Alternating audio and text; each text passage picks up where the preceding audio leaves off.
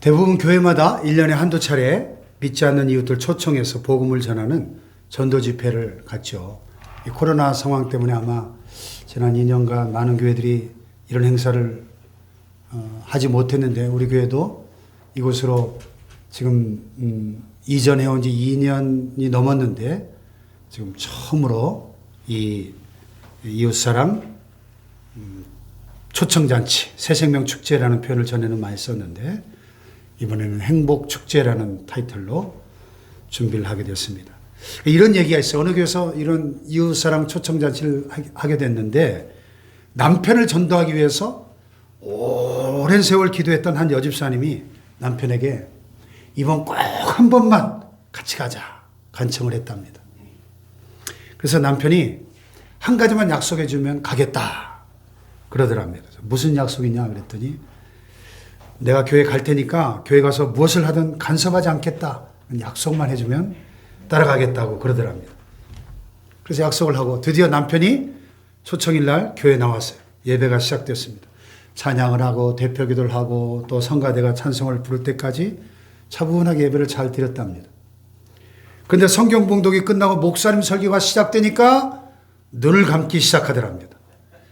아내는 교회 가서 어떤 일을 하더라도 간섭하지 않기로 약속했기 때문에 하나님 제발 코 고는 소리는 나지 않게 해주십시오.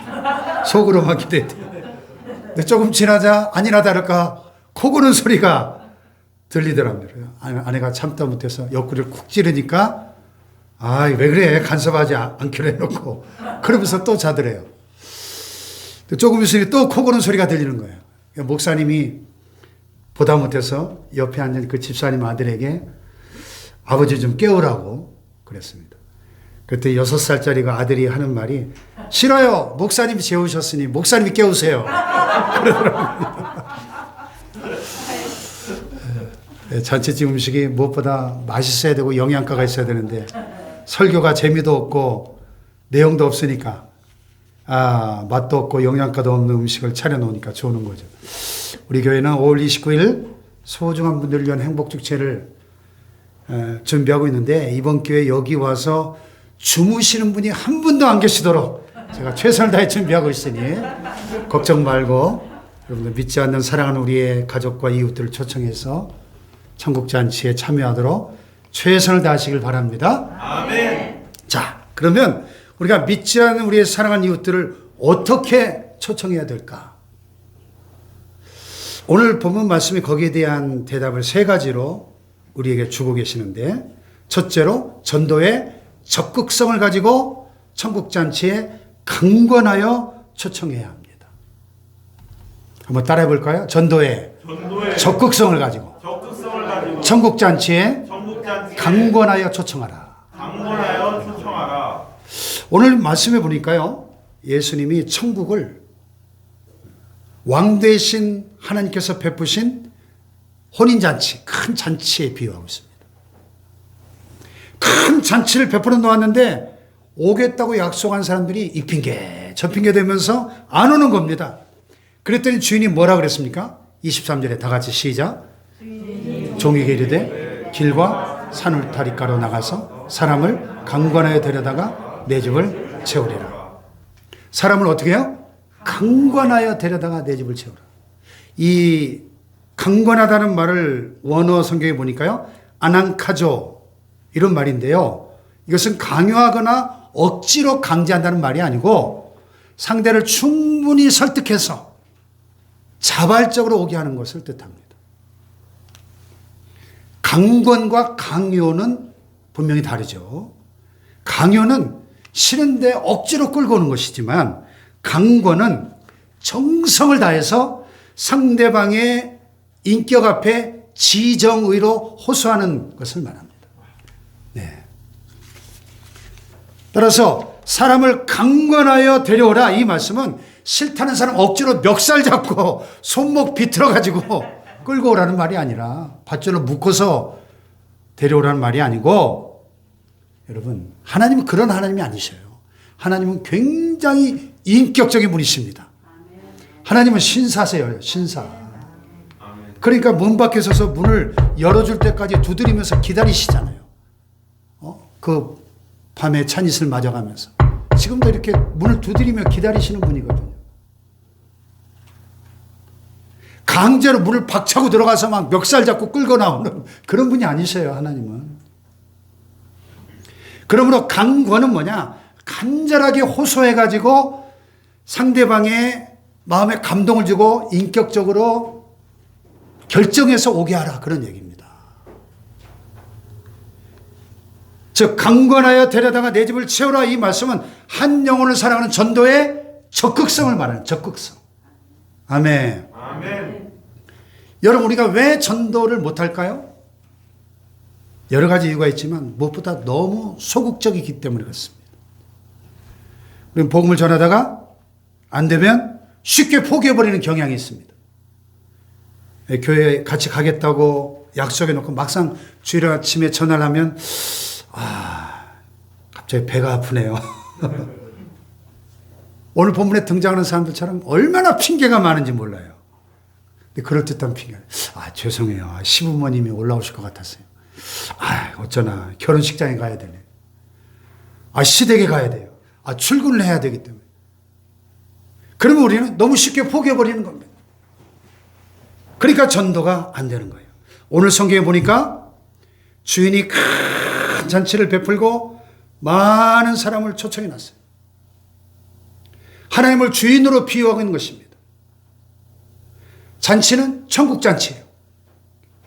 결혼잔치. 죽음도 없고 눈물도 없고 죄도 없고 아픔도 없는 천국잔치에 하나님께서 사람들을 초청하시는 겁니다. 교회는 천국과 같은 곳입니다.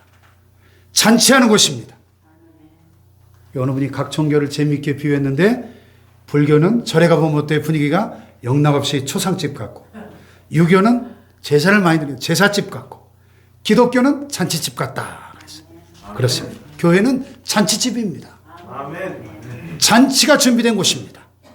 마음이 슬픈 자들이 와서 기쁨을 얻고, 소망이 없는 자가 소망을 찾고, 가난한 자가 부해지고, 몸과 마음이 병든 자가 치유되는 곳입니다. 할렐루야. 웃음과 기쁨과 평강이 넘치는 곳입니다. 참된 위로와 안식이 있는 곳입니다. 할렐루야. 예수님 뭐라고 했어요? 수고하고 무거운 짐진 자들아 다 내게로 오라. 내가 너희를 쉬게 하리라. 할렐루야. 그런데 이 좋은 잔치에 초청을 받고 한결같이 안 오는 거예요. 예수님 당시에 유대인의 이 결혼 풍속에 이런 게 있었어요. 젊은 두 남녀가 약혼을 합니다. 그 다음에 정식으로 결혼을 하게 되는데, 결혼은 약혼하고 1년 뒤에 합니다. 결혼할 사람들이 약혼한 직후에 그 결혼식에 초대하고 싶은 사람들에게 1차로 초대장을 보냅니다. 이 결혼 1년 전에 미리 초대장을 보내는 거죠. 그런 다음에 결혼 예식 직전에 다시 초대장을 보냅니다. 초대장을 2번 보내는 거죠. 결혼식이 시작되면 신랑이 신부의 집으로 가가지고 신부를 데려옵니다. 신랑 집으로 데려와서 정식으로 식을 치르는 거죠. 신랑 집에서 결혼 예식을 치르고 축제를 벌이게 되는 거예요. 이렇게 지금 이미지 보시다시피 저렇게 춤을 추며 축제를 하는 겁니다. 일주일 동안. 그러므로 오늘 본문의 말씀을 약혼을 한 다음에 1년 만에 결혼 예식을 하는 그 예식장에 다시 2차로 손님을 초대하는 이야기입니다. 근데 일단 초청을 승낙하고 나서 나중에 거절하는 것은 그 당시 유대 사회에서는 큰 결례, 큰 결례. 다시는 초청을 안 할 정도로, 그 관계가 완전히 깨어져 버릴 정도로 심각한 결례입니다. 근데 오늘 말씀해 보니까 초대받은 사람들이 하나같이 다 핑계를 대고 안 오는 거예요. 왜 안 오죠?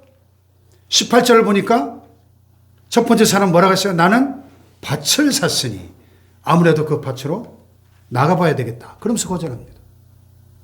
새로 밭을 산 것이 아니라 이미 산 밭이 어떤가 둘러보기 위해서 나간다. 핑계거리에 지나지 않죠. 이미 산 밭이 어디로 갑니까? 밭은 삶의 터전을 말하니까 이것은 내가 물질 때문에 초청을 사용하는 사람이죠. 자, 두 번째 사람 19절에 보니까 뭐라 그랬어요? 나는 소 5겨리를 샀으며 시험하러 가니 청컨대 나를 양해하도록 하라. 소 5겨리면 몇 마리예요? 소 5겨리? 10마리. 이 사람 상당히 부자죠. 소를 10마리나 샀으니까. 그 소를 시험해 봐야 되겠다는 거예요. 이것도 역시 소를 사기 전에 미리 점검해 보았을 것이기 때문에 또다시 갈 이유가 없어요, 사실. 이것도 첫 번째 사람처럼 성립이 안 되는 핑계에 불과한 것입니다. 이 소는 삶의 도구를 말하니까 직장 때문에, 사업 때문에, 일 때문에 거부하는 사람이에요. 자, 세 번째 사람 뭐라 그랬어요? 나는 장가들었으니 그러므로 가지 못하겠노라. 모세율법인 신명기 24장 5절에 보면 사람이 새로이 아내를 맞이하였으면 그를 군대로 내보내지 말 것이요 아무 직무도 그에게 맡기지 말 것이며 그는 1년 동안 한 가게에 집에 있으면서 그가 맞이한 아내를 즐겁게 할지니라. 새 장가 들었으면은 최소한 1년은 허니문이니까 군대도 가지 말라 그랬어요, 율법에. 그러니까 이 사람의 변명은 가장 타당성 있어 보이죠. 그런데 여러분, 결혼도 갑작스럽게 하는 일이 아니니까 처음 초청할 때 거절했어야 되는 거죠. 이제 와서 거절하는 것은 핑계가 안 되는 것입니다. 그런데도 가장 강력하게 난 못 가겠다 하는 것입니다. 결혼 생활 때문에, 내 삶의 행복 때문에, 인간관계 때문에 이거 다 핑계에 불과한 것이죠. 그래서 오늘날도 뭐 비즈니스 때문에, 여러 가지 일 때문에, 활동 때문에, 가정환경 때문에, 인간관계 때문에 교회 나오기가 어렵다는 것입니다. 결국은 우선순위의 문제인 것이죠. 가치의 문제인 것입니다. 왕의 결혼식 초청잔치에 참여하는 것이 내일보다 중요하지 않다는 것입니다. 나의 밥보다, 나의 소들보다, 나의 결혼보다 그 잔치에 참여하는 것이 가치가 없다는 핑계죠. 오늘날도 마찬가지입니다. 여러분, 현대인들이 교회에 나오지 않는 이유가 참 다양합니다. 어떤 설문조사를 보니까 40%가 언행일치 안 되거나 배타적인 성도, 위선적인 이 기존 크리스천들의 모습 때문에 또 가슴이 찔리네요. 목회자에 대한 실망이 35%예요. 11조도 헌금 부담이 14%나 되네요. 가치관의 변화 7%, 기타 4%. 뭐 그 밖에도 뭐 여러 원인들이 있겠죠.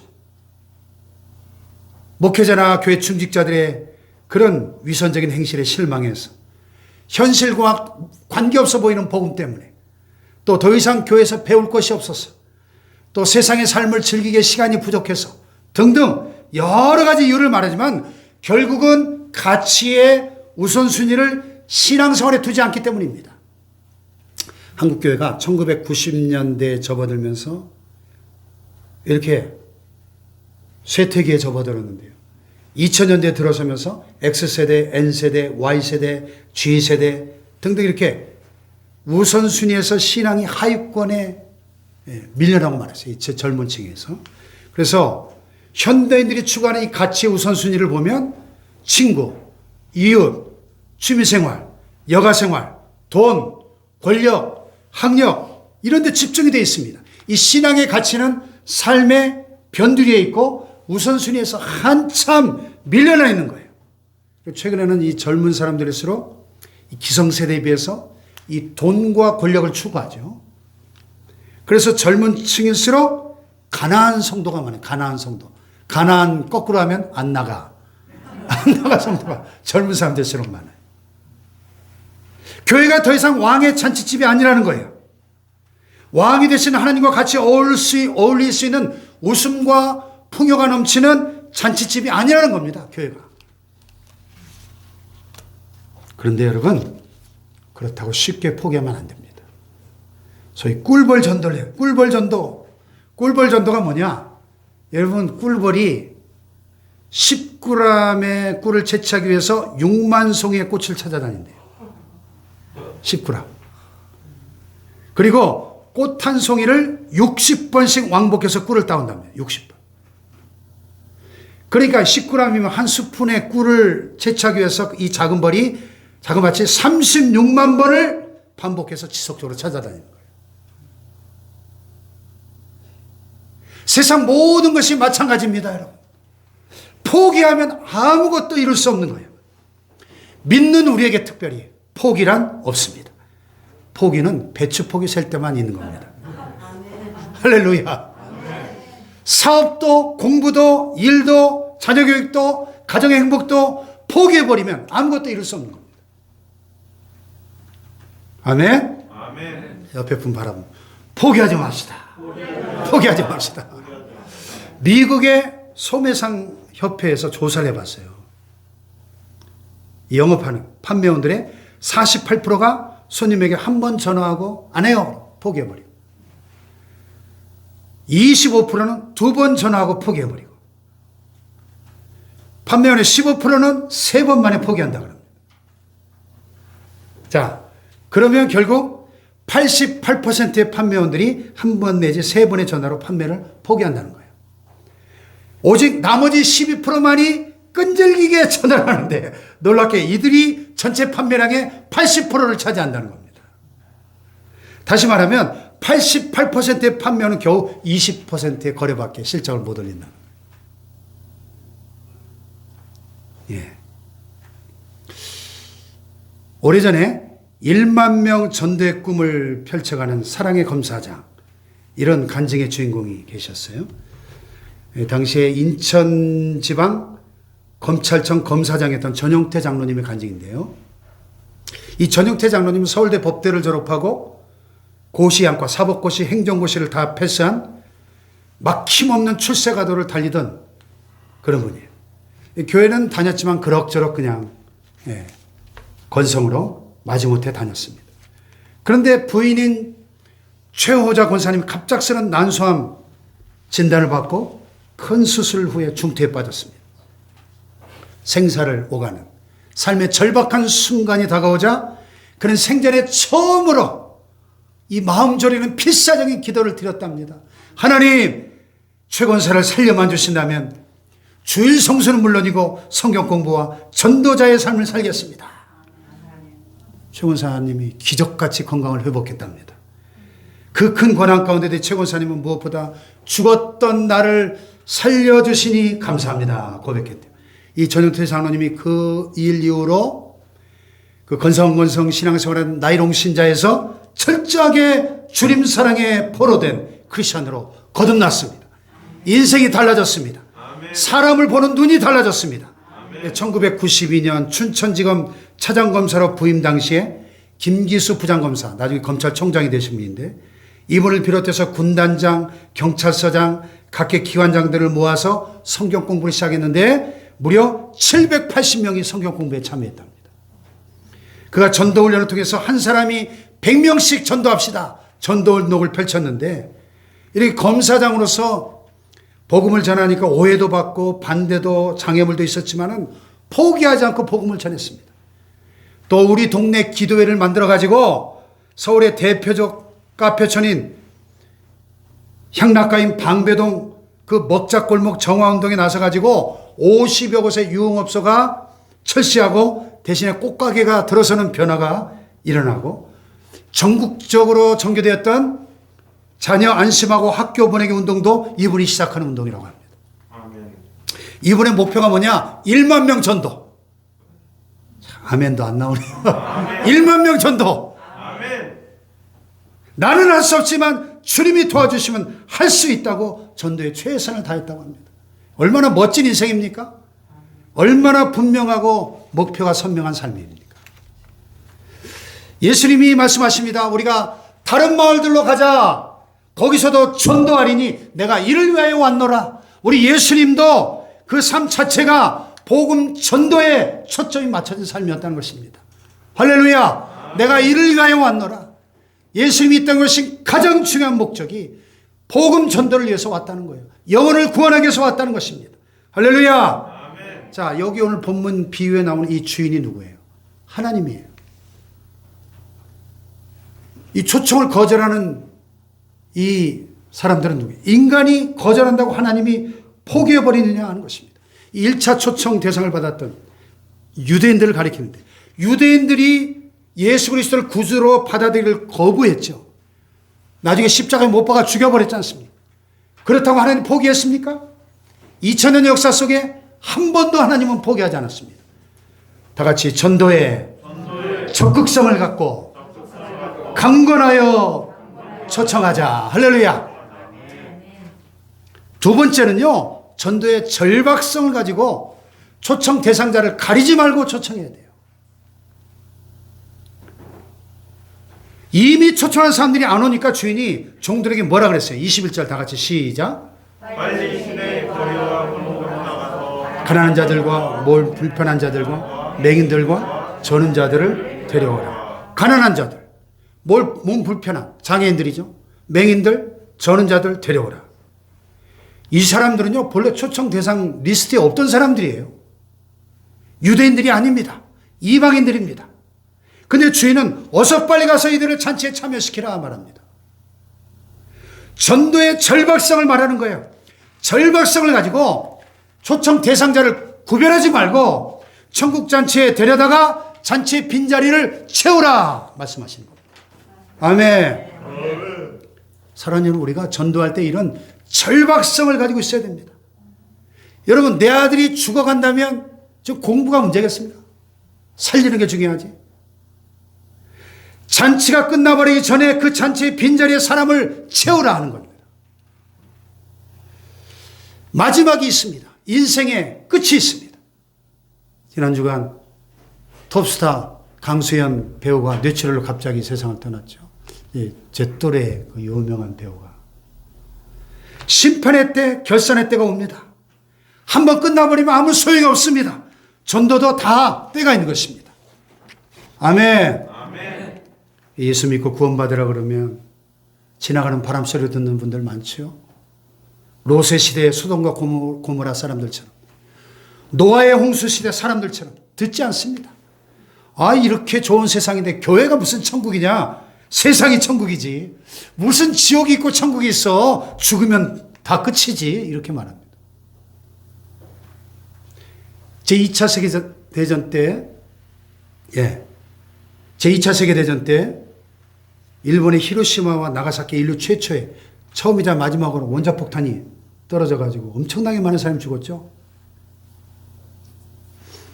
근데 이 사전에 경고했다 그러죠. 사전에 비행기 편대가 나타나가지고 하얀 삐라를 쫙 뿌리면서 이 히로시마 시민들이 그 쪽지를 보니까 히로시마 시민에게 경고한다. 모든 시민은 8월 6일 아침 8시까지 50리 밖으로 대피하라. 투하되는 폭탄은 신형 원자폭탄이다. 삐라를 뿌렸대요, 미국에서. 근데 사람들이 이거 공갈 협박이네. 무슨 일이 있으려고 우리가 이기고 있는데 그때 가봐야 알지. 이러면서 이 대부분 사람들이 이 무서운 경고를 받고도 꼼짝달싹하지 않았다는 겁니다. 1945년 8월 6일 아침 8시 15분 B-29 폭격기가 히로시마 상공에 나타나서 상공을 두어 번 선회하다가 낙하산에 매달린 시커먼 물체 하나를 떨어뜨리고 어디론가 사라져버렸는데 수십만 시민들이 죽음 몇 초 직전에 그 숨막히는 상황인데도 그 무서운 공포를 거의 눈치채지 못했습니다. 오히려 구경꾼처럼 낙하산이 내려오네. 방공호 속에서 근심 어린 눈으로 쳐다보다가 순간 햇빛보다 수천 배 더 밝은 강렬한 빛이 온 시가지를 휘감았고 상상도 하지 못할 대폭음이 지축을 뒤흔들면서 거대한 불기둥과 버섯구름이 하늘로 치솟았습니다. 사람들이 비참하게 죽어갔죠. 히로시마 시민들은 3일 동안의 기회와 대피하여 생명을 구하라는 그 경고를 외면하다가 순식간에 30만 명의 생명과 재산이 잿더미가 되고 말았습니다. 노아의 홍수 때도 그랬습니다. 소돔과 고모라 때도 그랬습니다. 호련히 끝이 다가오는 것입니다. 언젠가 우리 인생은 반드시 끝이 오고 죽음 후에는 심판이 있습니다. 아멘. 아멘. 여러분 복음서를 읽어보세요. 예수님이 천국과 지옥에 대해서 얼마나 많이 말씀하셨습니까? 천국과 지옥에 대해서 가장 많이 설교하신 분이 예수님이십니다. 예수님이 거짓말 하실 분입니까? 영원한 천국과 지옥이 분명히 있습니다. 죽음 후에 또 다른 삶이 있습니다. 영원한 세계가 있습니다. 할렐루야. 아멘. 그러므로 우리가 절박성을 가지고 대상을 스스로 구별하지 말고 복음을 전해야 될 줄로 믿습니다. 아멘. 초청 대상자를 가리지 말고 초청해야 됩니다. 전도할 만한 사람이 없네요. 핑계대지 말아야 됩니다. 아멘. 아멘. 일본의 유명한 작가 미우라 아야코, 빙점의 작가, 참 그 책을 통해서, 그의 삶을 통해서 많은 사람들에게 큰 영향력을 끼쳤죠. 근데 미우라 아야코가 예수님을 알기 전에 폐병 환자였습니다. 삶과 죽음의 갈림길에서 매일매일 각혈을 하면서 기나긴 투병 생활을 해야 했습니다. 그러다 어느 날 청년이 찾아와 가지고 예수님을 전해준 거예요. 각혈을 하면서 언제 죽을지 모르는 이 초라한 여인이 무슨 가치가 있습니까? 그런데 그녀를 찾아온 이 청년이 각혈을 하면서 비쩍비쩍 말라 죽어가는 이 여인에게 예수 믿으세요. 예수님이 당신의 구주입니다. 예수를 믿으면 이 모든 고통에서 벗어나 영원한 하늘의 축복을 누리게 될 것입니다. 그러면서 전도했어요. 그래서 그 초청에 응했고 예수님을 믿게 되고 죽음의 질병에서 해방되어 하나님의 사람이 되었습니다. 할렐루야. 우리 스스로 초청 대상자를 제한하지 말아야 됩니다. 어떤 분들은 부부가 서로 같이 교회 다니는 게 싫어서, 또 어떤 분은 시어머니 전도해 놓으면 교회 와가지고 자기 흉볼까봐, 소문날까봐 전도 못하는 분도 계시고, 또 어떤 분들은 그 사람 전도하면 교회에 도움되는 게 아니라 구제의 대상자가 될 테니 전도하기 싫다, 이렇게 생각하는 분도 있어요. 여러분, 심지어 어떤 사람은 하나님 제발 저 인간은 부르지 마세요. 저 인간은 꼭 지옥 가야 됩니다. 이런 원한을 품은 사람이 있습니다. 저 인간이 있는 천국이라면 저도 안 가겠습니다. 근데 우리 주님 말씀하시죠. 시내 거리와 골목에 있는 가난하고 소외된 자들을 초청하라고 말씀하십니다.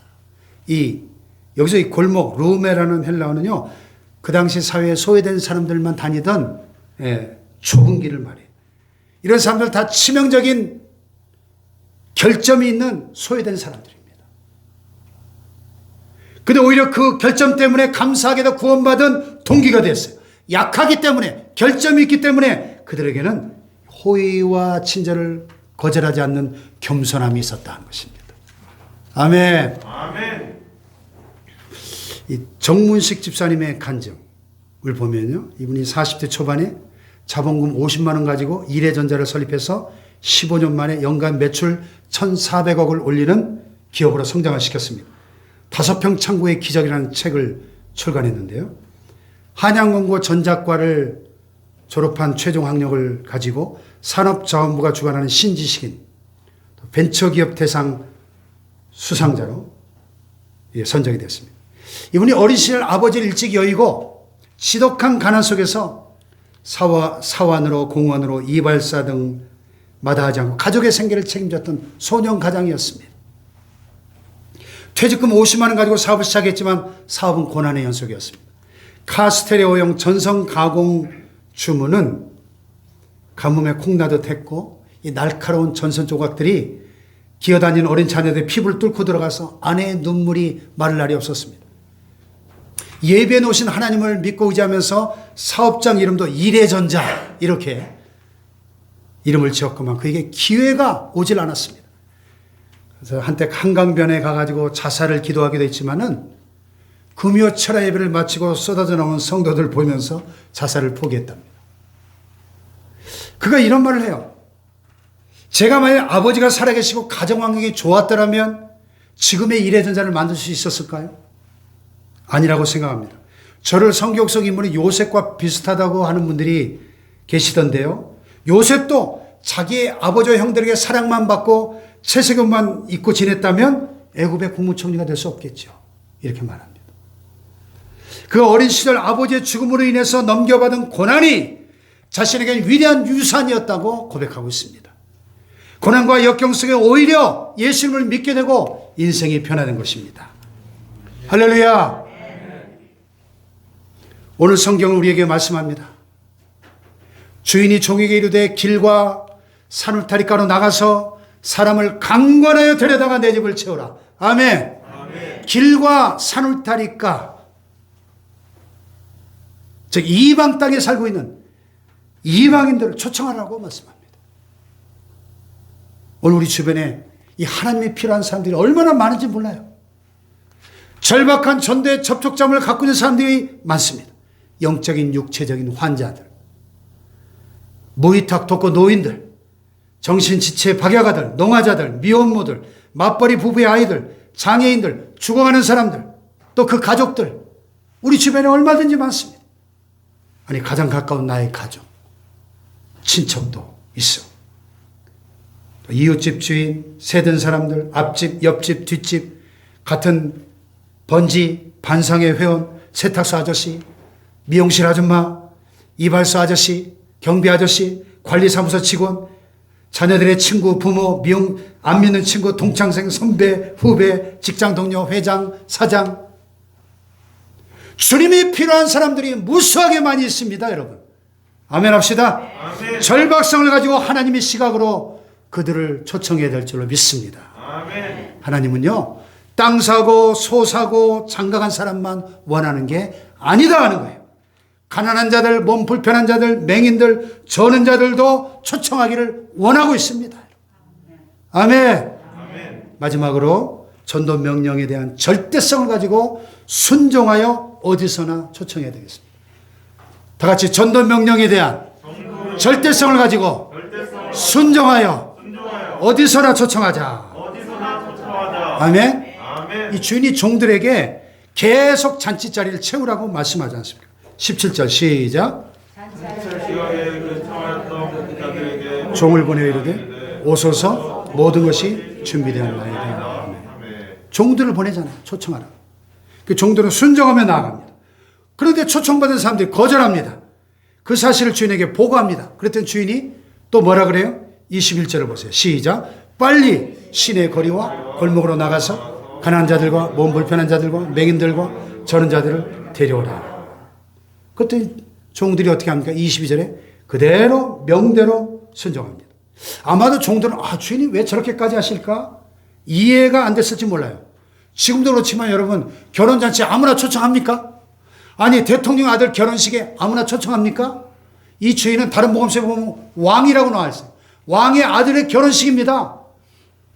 그 자리에 아무나 갈 수 있습니까?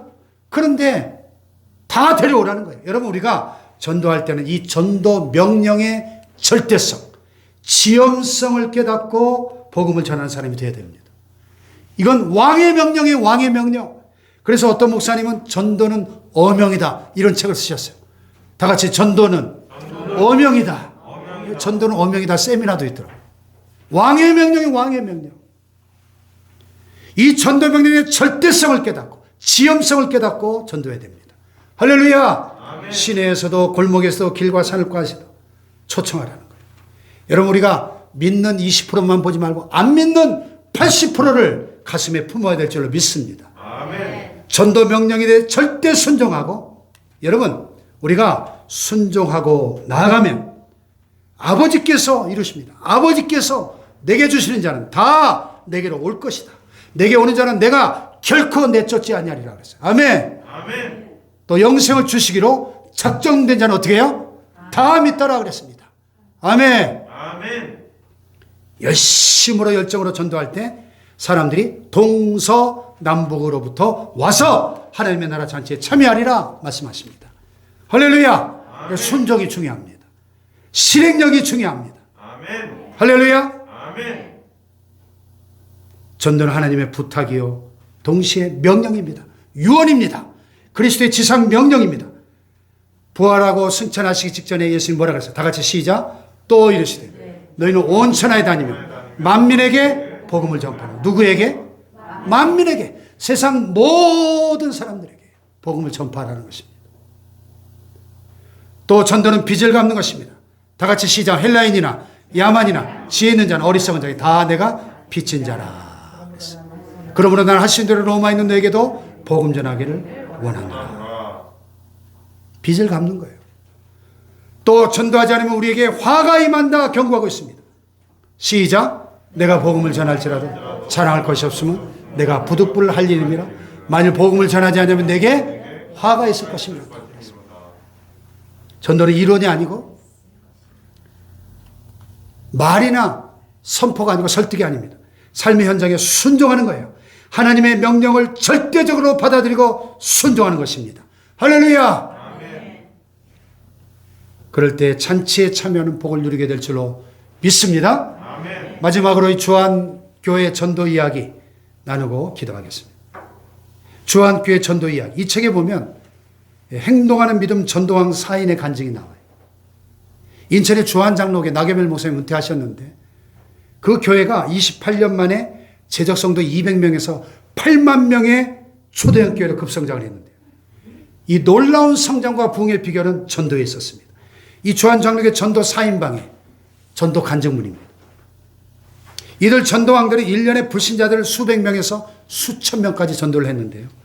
아들의 병 때문에 기도하다가 하나님을 만난 안강자 권사님, 또 자신의 병과 싸우다가 하나님으로부터 고침받은 이영진 권사님, 또 영적 눌림 속에서 생생한 은혜를 체험한 양경의 권사님, 또 미신을 믿다가 교회 다니게 된 조정희 권사님, 이들 모두 실제적으로 하나님을 체험하고 전도 명령에 순종하신 분들인데 이들은 말합니다. 한번 따라해 봅시다. 전도는 십자가의 승리다. 십자가의 승리다. 포기하지 않는 사랑이다. 포기하지 않는 사랑. 거룩한 축복이다. 거룩한 축복이다. 행동하는 믿음이다. 행동하는 믿음이다. 아멘. 아멘. 이들은 평신도지만 풀타임 사역자 못지않게 헌신하고 교회를 세우기 위해서 전도의 시간과 물질을 아낌없이 쓰고 영혼구원에 목숨을 걸 정도로 헌신했습니다. 그 중에 이 안강자 권사님 이야기가 나오는데 전도에 순종하기로 작정하고 어느 날 그 인천에 가면 주안역이 있어요. 전철역에 나오는 한 청년이 예수 믿으세요? 전도하는데 반응이 없어요. 따라가면서 또 전도를 했습니다. 꼭 예수 믿고 구원받아야 됩니다. 구원받지 못하고 죽으면 지옥 갑니다. 그래서 전도지하고 연락처를 줬어요. 이 청년이 돌아서 주먹으로 안강자 집사님의 얼굴을 그냥 가격을 했습니다. 안강자 원사님이 주안역 광장 아스팔트 바닥에 코피를 흘리며 쓰러졌습니다. 이 청년이 다시 안강자 원사님 얼굴을 막 구둣발로 짓밟고 지나갔습니다. 역 주변의 상인들이 저는 저 깡패니까 상대하지 마세요. 택시를 태워서 집으로 보내줬습니다. 일주일 후에 그 청년으로부터 전화가 왔어요. 지금까지 내가 수없는 사람을 때리면서 살아왔지만 아무 일이 없었는데 아주머니를 때리고 난 그날부터 저는 밤마다 땅바닥에 쓰러져 피 흘리는 아주머니 얼굴이 눈앞에 오는 것을 일주일 동안 제가 한 잠도 못 잤습니다. 제발 저를 용서해 주시고 저도 아주머니가 믿는 그 예수를 믿을 수 있습니까? 그 후에 그 청년이 교회에 나왔고 신학을 공부해서 지금 필리핀 선교사님으로 일하고 있다. 할렐루야. 이렇게 전도해가지고 1년에 9,546명을 전도한 애들 있어요. 참 이런 권사님 좀 한 분 우리 교회에 좀 보내주면 좋을 텐데. 안 권사님 이렇게까지 전도한 동기가 있어요. 5대 독자였던 자기 아들의 질병 때문이었답니다. 5대 독자인 자기 아들이 호흡기 질환으로 고생하는데 유명한 의사를 다 찾아다녀도 소용이 없는 거예요.